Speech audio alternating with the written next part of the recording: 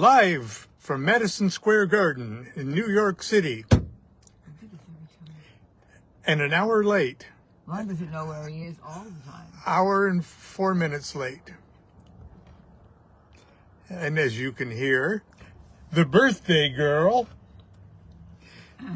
today, I mean right now, is not only Constance's birthday, it's Jean-Paul's birthday, even though they were born in different years.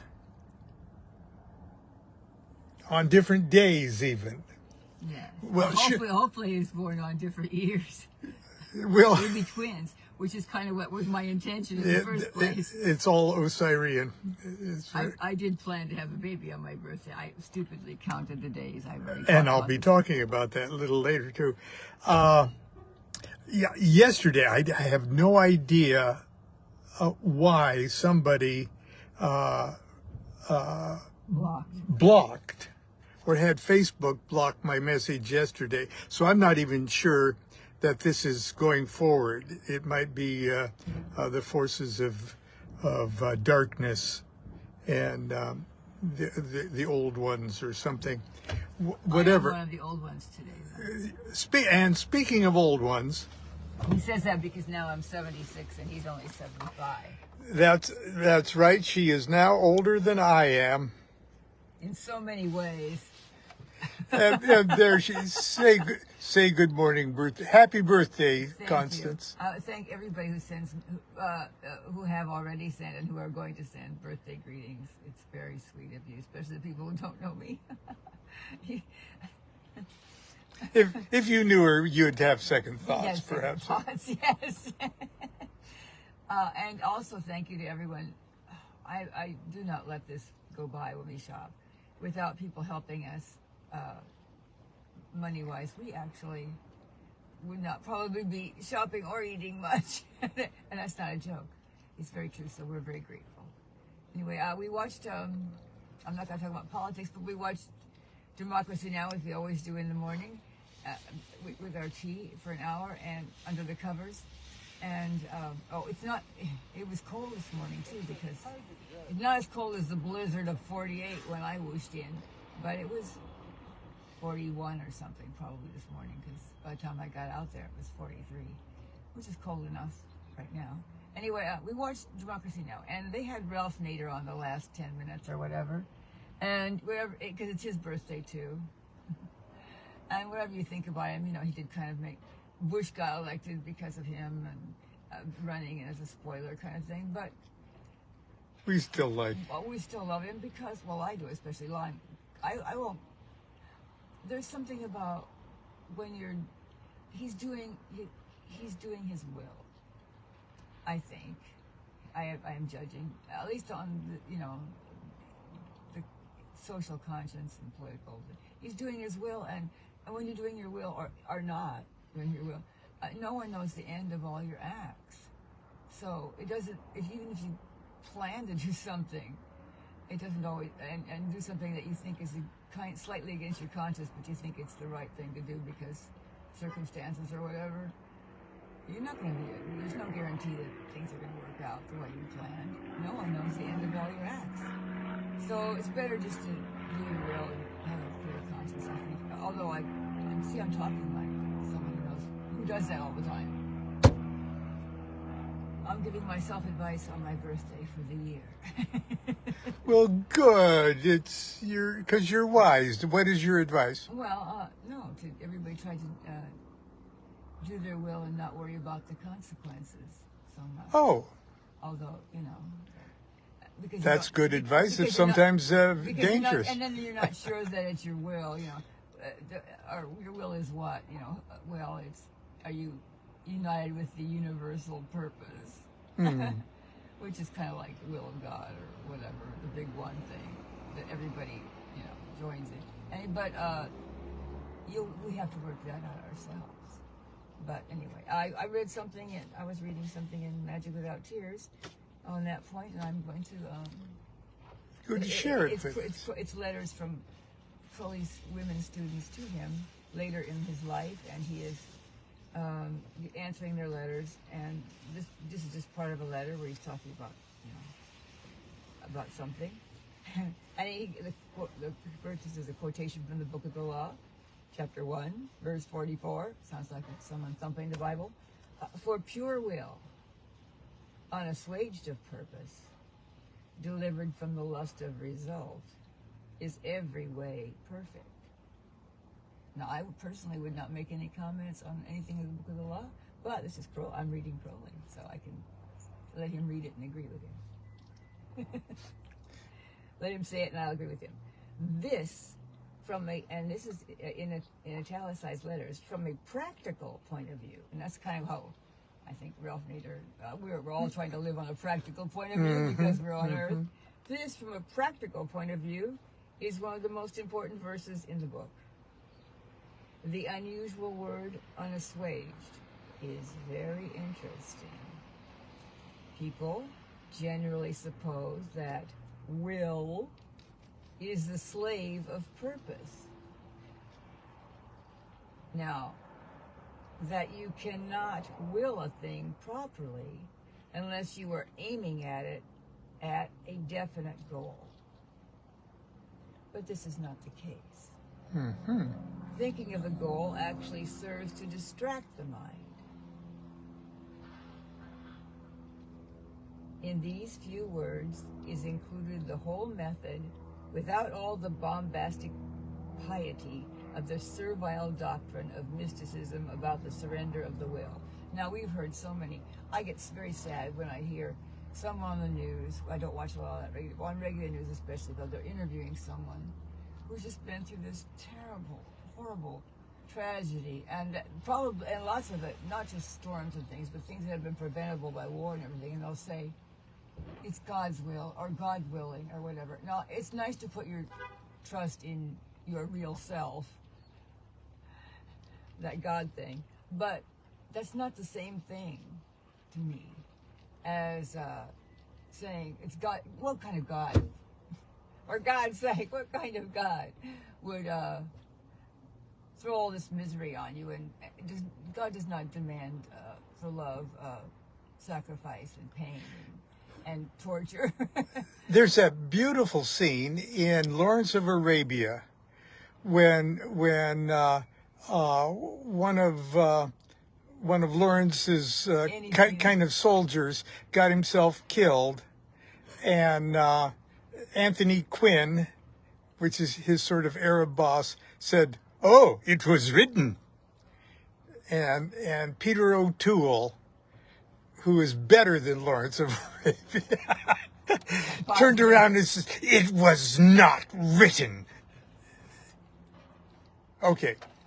I just thought I'd throw that in because. Nor is this idea of surrender actually correct. The will must be identified with the divine will, so-called. One wants to become like a mighty flowing river, which is not consciously aiming at the sea. So I think in the background you have an idea of what you kind of want, but the circumstances and whatever appeared, how you get there sort of happens in the moment. It's not consciously aiming at the sea, and is certainly not yielding to any external influence. It is acting in conformity with the law of its own nature, with the Tao. The Tao is just the way things are. The way it is. What it is. The way things are. That's the description from. Anyway. Well, thank you. Yeah, that's one of my favorite things. So it's stupid not to have some kind of not to link yourself with the universal purpose. But after that, you don't know if this act is going to produce that result or whatever. You have to flow with it and follow at the moment what your conscience says to do, I think. Okay. Well, hey, if Jean-Paul is watching this right now, it's not only your birthday, but right now is his birthday. Why don't you say... Happy birthday, Jean-Paul. I love you with my whole heart, which is so easy. So, okay. Anything else to add? No. Are you going to get some treats for us? I've already gotten treats at the co-op too. You can get. I got pretzels. You got The whole grain pretzels. You got a Tibetan purse. Yeah, I just got a Tibetan purse. But because my purse is falling apart, so it was kind of unnecessary. I've had it for like 15 years. Okay. Well, anyway, should I try to turn it around? I think that'd be a good idea, so I can leave. Okay. There's a little cooler in here that has, not cooler, it has microwavable warm rice pillows in there. So we keep it, it's like it's grandma's lap blanket in the car when it's cold. It's like carrying hot coals with us, except it doesn't kill us. Okay. I don't think it does. I don't know the end of all my acts. All right. I'm turning it around. Thank you. You bet. There I am. I'm back here in Madison Square Garden. In another time and place. In another time and place. We're here to watch Rocky Marciano, or whatever his name was. That was People use... Marciano. Okay. Now I got to find out what I'm going to do. It's just a short little thing. And I would have brought a book with me, but the book I was going to bring with me is also on my Kindle. So, and like everything else, like most everything else in our life, somebody sent this yes. to me. It's hard to, well, anyway. We are dependent on the kindness of strangers. Because it's Jean-Paul's birthday and Constance's birthday, and that Jean-Paul is our son, I'm going to talk about just this one little chapter in Homemade Magic. Okay, bye, dear. Okay. Whoops. Bag. That's a good idea. Are you still there? Have they blocked me yet? Well, maybe well, never mind. Actually, this is a very, very short chapter, so I won't keep you long.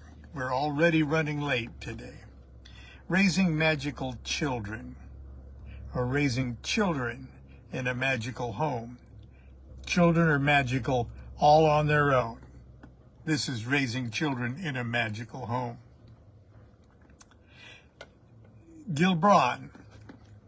Cahill Gilbran, wrote in his classic work, The Prophet, which is worthy to be read every day of your life. It's a magical, mystical text. Your children are not your children. They are the sons and daughters of life's longing for itself.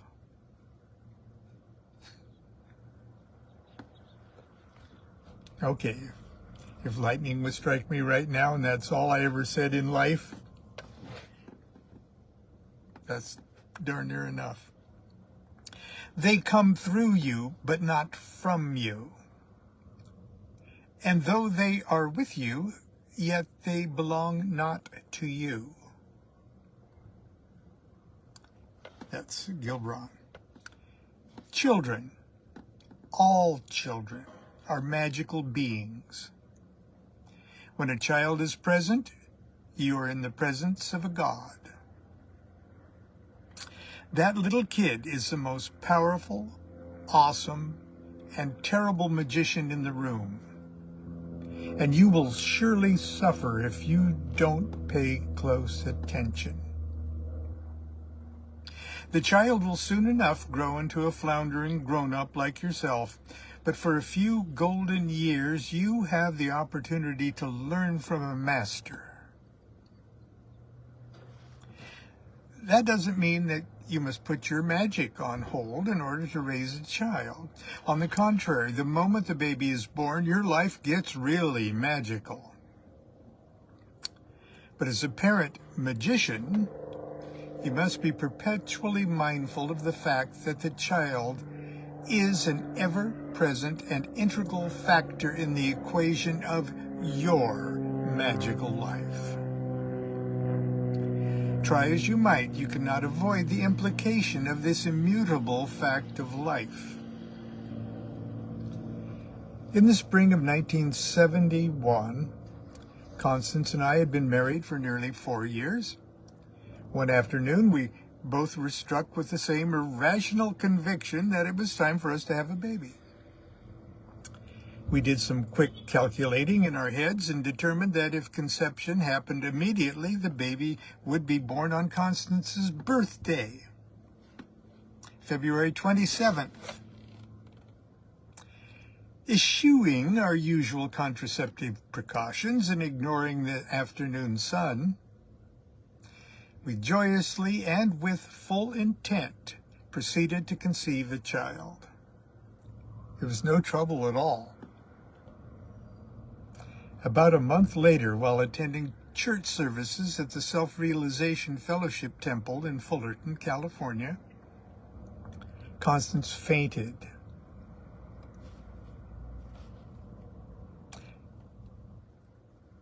It was more like an ecstatic swoon. And I had to help her outside to the temple gardens. There, sitting on a marble bench in the cool, shaded garden, she blissfully announced that she was now sure she was pregnant. She was right, and on February 27th, 1972, we woke up and said, "Today's the day we're having the baby."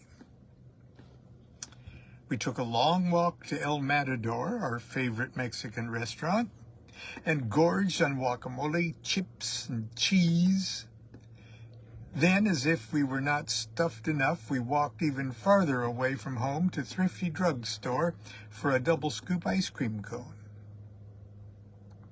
We waddled home from our gluttonous adventure in the late afternoon and amused ourselves by playing penny-ante poker and mused over the fact that we still hadn't chosen a name for the baby. Early in the evening, Constance's water broke and we were off to the hospital in my light green 1950 Chrysler Windsor, which we named Martha.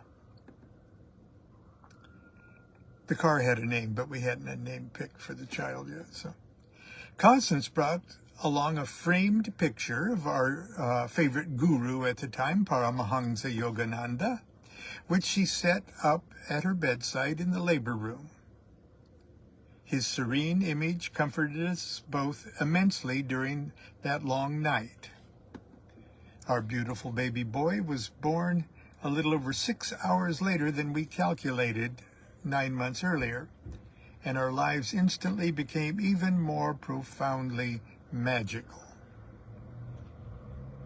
Several days later, we settled on the name Jean-Paul. On our first date back in high school, Constance had told me she wanted 6 children. She had names for all of them, and the first was to be named Jean-Paul. I was really hoping she'd forget about the 5 other children idea.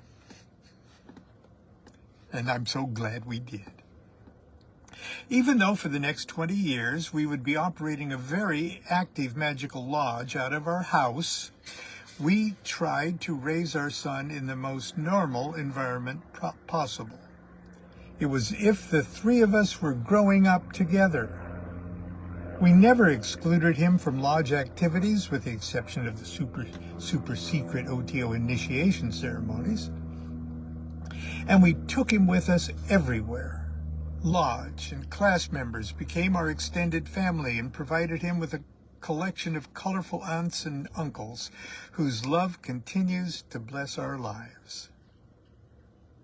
For his part, Jean-Paul was always a very good sport, sharing his home and his parents with countless out-of-town guests, taking part in rites and plays. For years, he read the parts of all the fairies in our backyard performances of Midsummer Night's Dream, and helping to move furniture and to prepare for masses and initiations. The three of us were a team. And I would say all of this in the present tense, too. The three of us are a team. We amused ourselves and we amused each other. We were and still are our own best audience and best friends. We opened up our home to Jean-Paul's school friends, who also enjoyed the colorful craziness of the eccentric DuQuette household. And we remain friends with all of them. And in the book, I've included a picture. That's Jean-Paul and his dear friend, Abe Britton, who has just recently passed away. And they were the revelers in the rites of Rite of Jupiter there many, many, many, many years ago. Magic is not a belief system, as the term is commonly understood anyway. So there was really not much doctrine with which we could indoctrinate Jean-Paul. Therefore, there was little for him to rebel against.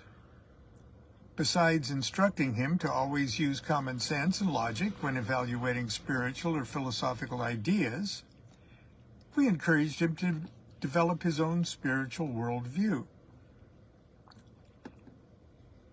We exposed him to a broad spectrum of religious ideas and never pressured him to believe anything. As far as I can determine, our lifestyle provided a safe, nurturing, stimulating, and for as wild and crazy as things were, and they really were, it was a wholesome environment for a child to grow up in. We couldn't be prouder of the man he has become. And he even speaks about his spiritual worldview or spiritual observances at the University of Athens, the Sorbonne in Paris. We are very, very proud of him. Constance and I are both in the opinion, although there's no way to prove this, that the child chooses the parents, and does so for reasons that none of us can or ever will or ever can completely understand with our meat brains. We may have our personal opinions and theories of child rearing, but neither of us would ever dream of telling another parent how to raise their child. That being said, I have a few suggestions that might be helpful for magicians with children. Don't make a big, spooky, dramatic deal about your magical studies and practices. Your involvement in magic might be dark and spooky and mysterious to your parents and your grandparents, but it shouldn't be dark or a spooky thing for your children. It should be intelligent, fun, logical, beautiful, and above all, normal. And to that end, don't behave as if the rest of the world is persecuting you for your magical beliefs or lifestyle. Don't suggest that your involvement in magic is in any way dangerous, sinful, or illegal. Don't expect children to understand the metaphoric reality of angels, demons, and gods. Set a positive example. If the practice of magic makes you happy, let your children see and share in your happiness. If the practice of magic does not make you happy, get into something else. Parenting is and always has been, always shall be, a challenging and sometimes frustrating endeavor.